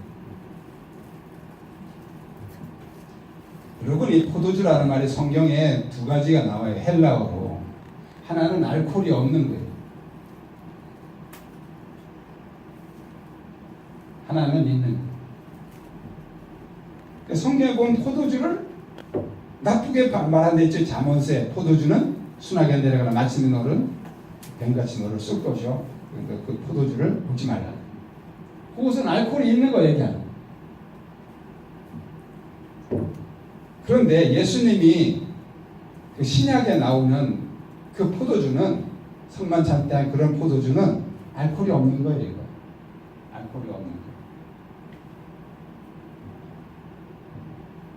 근데 우리는 포도주는 다 똑같은 줄 알고 또 정성스럽게 포도로 하나를 다 닦아서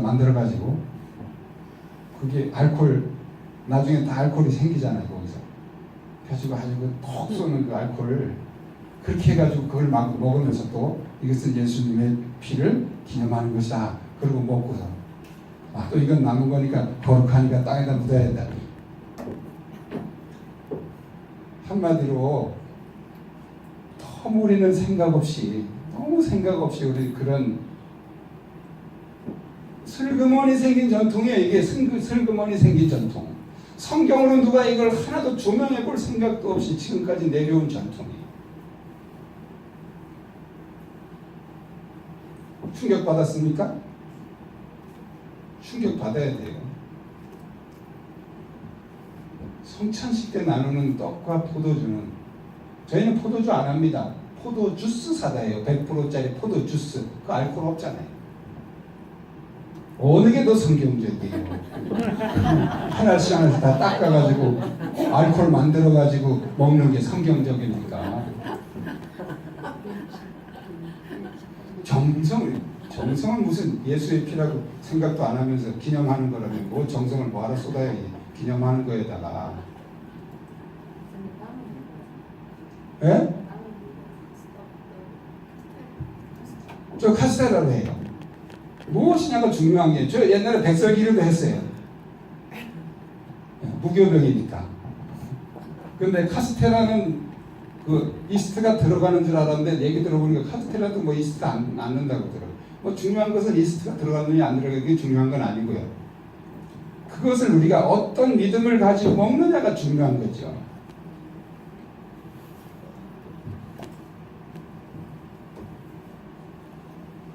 자, 왜 그것이 예수의 살과 피가 실제로 우리의 몸에 들어오는 것인지. 자, 구약은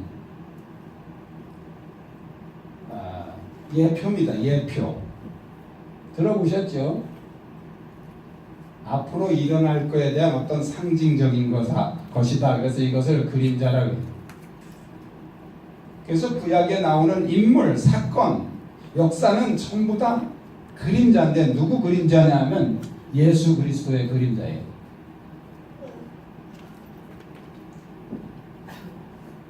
근데 신약은 예표가 아니고 예수님이 실제로 오셨잖아요. 실제. 맞습니까? 네. 자, 그래서 구약은 전부 다 해석을 해야 돼. 그런데 신약은 해석을 하면 안 돼. 그대로 받아. 자, 예를 들면 이런 거죠. 옛날에 저희들 어릴 때 달밤에 여기 추석 같은 데 이렇게 모이면 수박국질도 하고 놀고 그랬어요. 다리 이쪽에 이렇게 비치고 있는데 이제 술래잡기 놀이를 하는 거예요. 자, 이 뒤에 가서 한 애가 이렇게 숨었어요. 다리 이쪽에서 비치니까 그림자가 이렇게 나온 거예요. 그림자가 이렇게 길게 나오죠. 자, 이 술래가 찾아다니면서 이 그림자를 보고 해석을 해야 돼요. 이게 개 그림자인지 사람 그림자인지.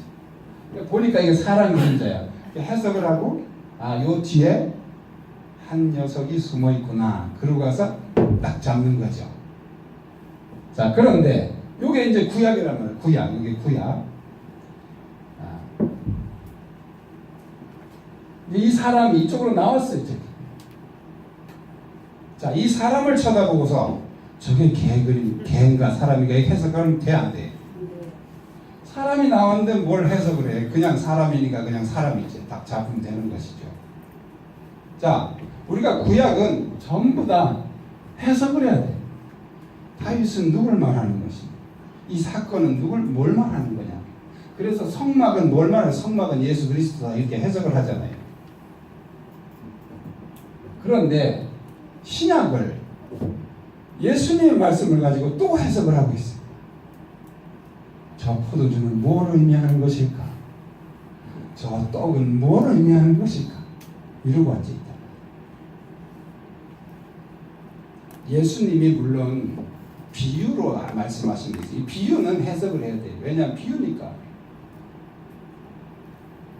천국은 마치 가루 서말 속에 넣은 누룩과 같으니 천국은 마치 겨자씨 하나와 같은. 이거 해석을 해야죠.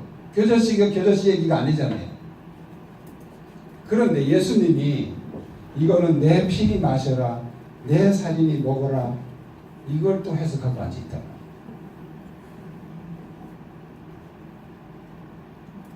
그럼 그냥 받아야 돼. 그냥 받아들여야 돼. 해석하는 게 아니에요.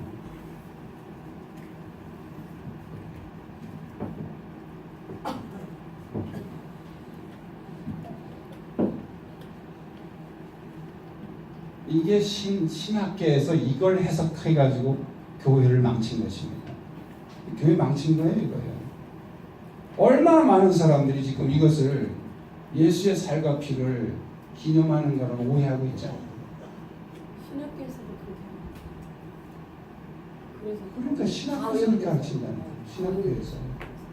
그러니까 신학교에서 나 같은 사람을 불러야 되는데 이상한 사람 불러다 가지고 그렇게 가르치는 거예요.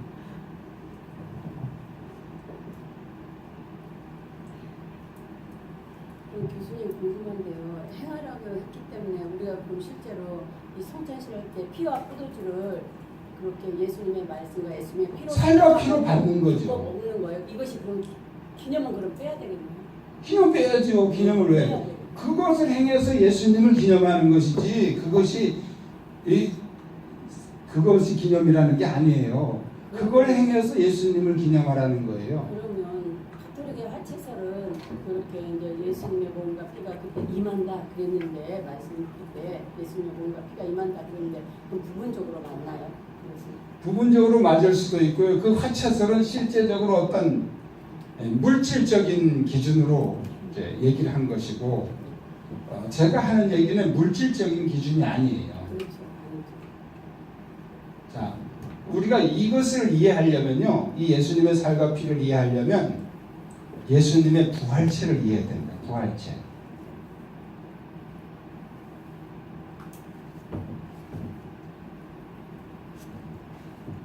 자, 요 앞서서 우리가 고린도전서 10장에 보면 바울이 무슨 얘기를 하냐면 저희를 따르는 반석으로부터 마셨으니 이 반석은 그리스도다. 그랬죠? 네, 반석은 그리스도다. 자, 이 반석을 우리가 해석을 해야 돼요. 왜 반석을 그리스도라고 그러느냐? 자, 반석 사건이 두 군데 나옵니다. 하나는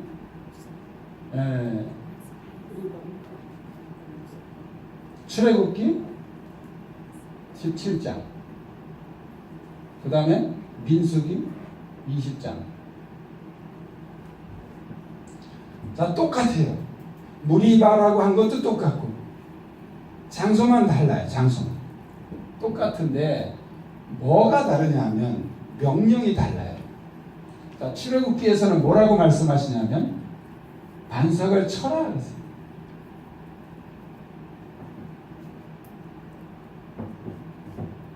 자, 반석이 뭐 예를 들어 이렇게 있다 치고 모세가 여기서 하나님이 이렇게 말씀해. 너는 지팡이를 들고 백성들 앞에서 반석을 마주대해서 서라. 내가 그 반석 위에 서리니 너는 그 반석을 쳐라. 그래야만 물이 나와서 백성들이 살 것이다. 자, 모세가 지팡이로 반석을 칠 때 위에서 아래로 쳤겠어요? 검도하는 것처럼 옆으로 쳤겠어요? 위에서 아래로 치면 누가 맞아요? 하나님이 맞잖아요. 하나님이. 내가 반석 위에 서리니 너는 반석을 쳐라. 하나님은 안 보이죠. 그렇지만 그 하나님이 거기서 맞으셨어요. 이 맞으신 하나님, 이게 해석하라고 했죠. 구약이니까 이 맞으신 하나님이 누구예요? 예수님. 십자가에서 죽으신 예수예요. 예수님 십자가에서 맞아서 몸이 깨져서 그래서 우리를 구원하신 거란 말이에요. 그래서 이것을 우리가 십자가의 보혈이에요. 자, 이 십자가의 보혈은 우리가 믿어서 구원받는 보혈이에요. 십자가의 보혈. 믿어서 구원받는 거. 예수님이 나를 위해서 십자가에서 대신 죽으셔서 흘리신 그 보혈이 내 죄를 대속하셨다는 사실을 우리가 믿어서 구원받는 거예요. 자, 그런데 민수기 20장은 달라요. 명하여. 자, 그런데 똑같아요. 지팡이를 들고 반석을 마주대에 서서, 근데 여기는 하나님이 내가 반석 위에 서겠다 이 얘기를 안 하셨어요. 반석에게 명하여 이르기를 물을 내라 하라 그랬어요. 물을 내라 하라. 자, 그런데 모세가 이 반석을 2번을 쳤죠. 열받아서. 하나님이 거기서 엄청나게 화를 내시면서 너는 이제 가나안 땅에 못 들어간다. 가나안 땅의 자격증을 상실했어요. 자격증을 박탈해버렸어요. 모세가 그렇게 사모하고 원했던 그 가나안 땅을 이 사건 때문에 하나님이 거둬가셨단 말이에요. 왜 그렇게 하나님이 화를 내셨을까요? 십계명 돌판을 집어던지면서 화를 냈을 때도 하나님은 아무 말도 안 하셨어요. 너 다시 만들어가지고 올라와라. 그렇게 해주셨어요. 그런데 이 사건에서는 하나님이 발끈 화를 내시면서 네가 내 영광을 바랬다. 명하여서 내라 하는 이 명하여 내라 하는 반석은 부활의 그리스도예요. 자, 이 부활의 그리스도의 보혈은 사용해서 우리가 지금도 성찬식 하면서 자꾸 십자가의 보혈 얘기하면서 성찬식 하죠? 아니에요. 성찬식에서 하는 그 보혈은 부활의 그리스도의 보혈. 자, 이 부활의 그리스도의 보혈을 이해하려면 부활체를 이해해야 된단 말이에요. 자, 부활체는 예수님이 부활하셔서 40일 동안을 제자들에게 부활체가 이런 것이다 다 보여주셨어요. 자, 우리는 지금 육체와 영이 완전히 결합된 상태가 아니고 육체 안에 영이 거하는 거죠. 죽으면 이 육체와 영이 분리가 되는 거예요. 그걸 죽음이라고 말해요. 그런데 부활체가 되면 육체와 영이 완전 결합이 이루어집니다. 그래서 영생체, 부활체로 변화가 되는 것이죠. 자, 영과 부활체는 뭐가 다르냐면 영은 육체가 할 수 있는 걸 못해요. 그런데 부활체는 육체가 할 수 있는 모든 것을 할 수 있고 영이 할 수 있는 모든 것을 할 수 있어요. 그게 달라요. 자, 제가 한 가지 질문할게요. 예수님, 부활하신 예수님의 옆구리에 참자국과 손에 못자국이 남아 있었습니까? 없어졌습니까? 네, 그럴 줄 알았어요. 다 남아 있다고 믿고 있어요. 부활체를 이해를 못하니까. 아, 도마가 만져봤으니까 남아 있는 거 아니에요? 그러면 우리가 이 땅에 살다가 교통사고로 다리 한 짝 잃어버리면 부활했을 때 그냥 다리 한 짝만 가지고 살겠네? 부활은 완전 회복이에요. 완전 회복인데 왜 자국이 남아있냐는 거예요. 만져봤으니까 남아있지. 부활체니까 만져보게 할 수 있는 거예요, 이게. 그게 그 자국이 남아있으면 완전한 회복이 아니잖아요. 맞아요, 틀려요? 완전한 회복인데 부활은 그 자국이 왜 남아있냐 이거예요. 그런데 예수님은 부활체이기 때문에 도마가 의심할 때 와서 만져봐라 하고 그걸 만져보게 하셨다는 거예요. 아직도 혼동이 되십니까? 자, 여러분이 이 땅에 살다가 이제 천국에서 만났어요. 서로 얘기하는 거예요. 나 세상에 살 때 교통사고가 나서 다리 한 짝이 없어졌다. 지금 다 멀쩡해졌다. 그러니까 이제 없어졌는지 어떻게 하냐 보여봐. 그러면 지금 우리가 안 되지만 부활하면 이거 봐 이렇게 없어졌었어 하고 보여줄 수 있다니까요. 네, 부활체니까 가능한 거예요. 완전 자유니까요. 이해되십니까? 예. 우린 너무 단순하게 생각을 한다. 아, 도마가 만져봤으니까 믿는 거지. 그러면 부활은 완전한 회복이 아니죠. 그럼 만져본 다음에 나중에 아물었나? 그건 아니잖아요. 예수님의 보혈도 마찬가지예요. 우리가 예수님의 보혈이라 그러면 뭐 피비린내도 나고 뭐 그래야 되는 거 아니에요? 안 그렇단 말이에요. 자, 영안 사역을 하다 보면요, 영안이 열린 사람은 예수님의 보혈이 쫙 내려오는 게 보입니다. 근데 보통 우리는 안 보이잖아요. 그러니까 안 보이니까 없는 거다. 그거는 하나님을 모르는 사람 얘기예요. 그러니까 여러분들이 믿음으로 명령하고 선포하고 그리고 이 보혈을 마시면 그리스도의 부활하신 그리스도의 보혈은 영안이 열린 사람은 보이기도 하고 안 열린 사람은 안 보이기도 하고 안 보인다고 없는 게 아니고 보인다고 또 다 있는 것도 아니고 이것은 여러분의 믿음대로입니다. 믿음대로.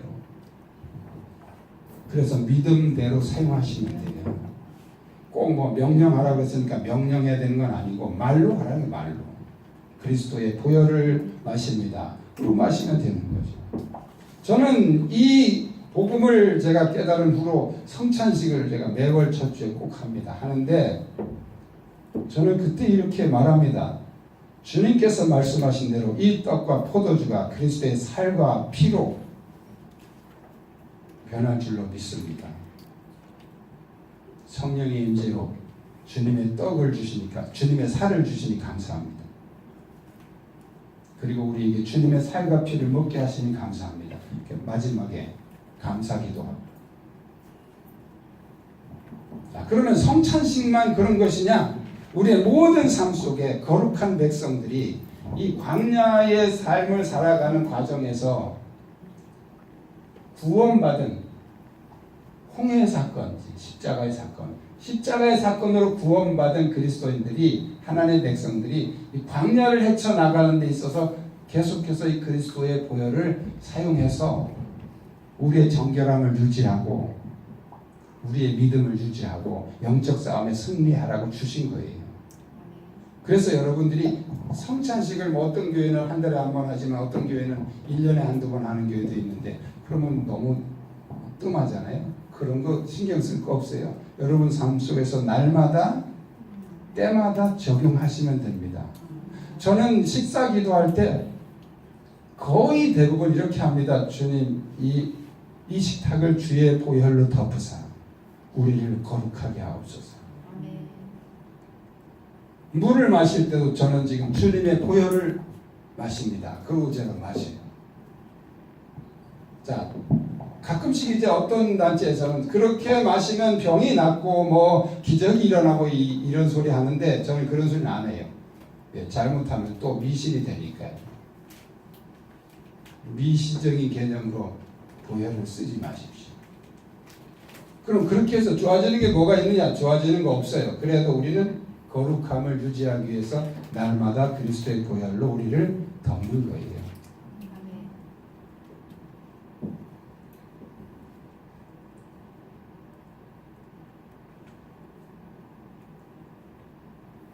보혈은 개념이 아닙니다. 사실이며 사건입니다. 이건 역사예요. 막연한 옛날 개념으로 그 기념설로 몰고 가는 것은 사탄의 속임수입니다.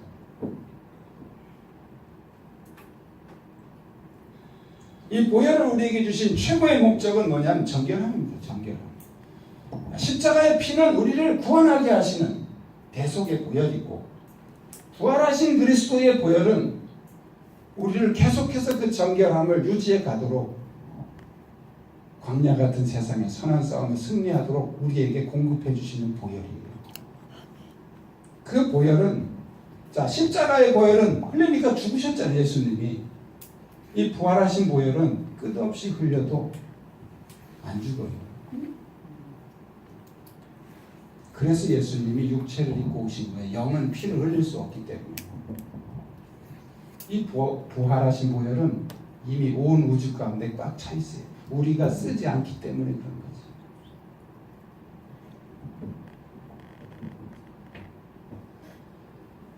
능력 좋아하죠. 능력, 기적, 능력, 영성.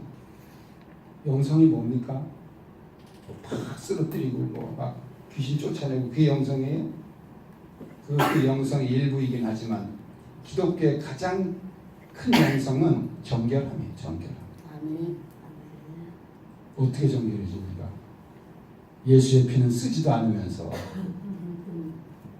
그 예수의 보혈로 우리가 정결해지는 거예요. 아멘.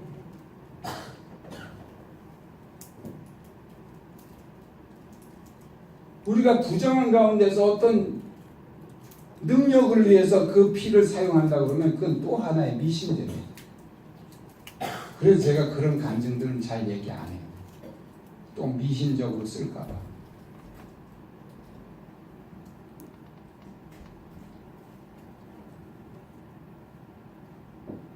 예수님은 실제로 우리 가운데 오셔서 우리에게 복음의 실제 그분 자체가 복음이잖아요. 그걸 우리가 놓고 또 다시 해석하고 분석하는 것은 어리석은 짓이잖아요.